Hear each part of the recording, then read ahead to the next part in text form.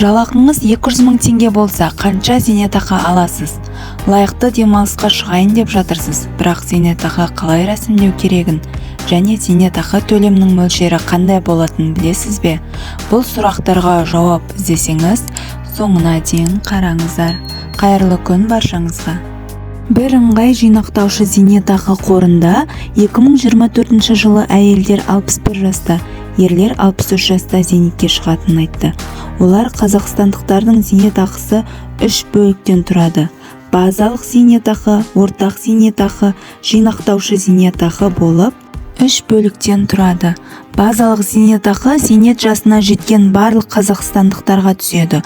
Ол еңбек өтіліне және жинақтаушы зейнет жүйесіне қатысу өтіліне байланысты 2024 жылы базалық зейнетақының минималды мөлшері 28.215 теңгені, максималды 45.578 теңге құрайды. Ортақ зейнетақы 1998 жылдың 1 қаңтарына дейін еңбек өтілі бар азаматтарға төленеді. Оның мөлшері еңбек өтілі мен орташа айлық кірісіне байланысты.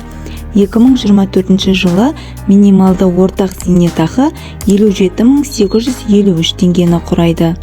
Жинақтаушы зейнетақы азаматтардың жеке зейнетақы жинақтарынан төленеді және ол олардың жинағын құралдарының көлеміне байланысты. Жинағы қаншалықты көп болса, зейнетақысы соншалықты көп болады. Болашақ зейнетақылардың мөлшері шамамен қанша болатынын білгіңіз келсе, бірыңғай жинақтаушы зейнетақы қорының сайтындағы зейнетақы калькуляторын қолдануға болады. Мысалы, қазір жасыңыз 59-да, еңбек өтіліңіз 1998 жылға дейін 9 жылды құрайды. Айына орташа 200 мың теңге жалақы аласыз және жинақтаушы жүйедегі өтіліңіз 17 жыл. Шамамен жинағаныңыздың сомасы 4.800.000 теңге. Осы мәліметтерді зейнетақы калькуляторына енгізіп, есептеу батырмасын басамыз. Зейнетке шығатын 63 жасқа 2028 жылы толтырғаныңызды көреміз.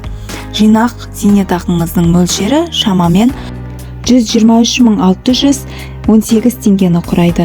Бірыңғай жинақтаушы зейнетақы қорында зейнетақы төлемдерін рәсімдеу үшін азаматтарға арналған үкімет мемлекеттік корпорациясына барып өтініш беру керегін айтты.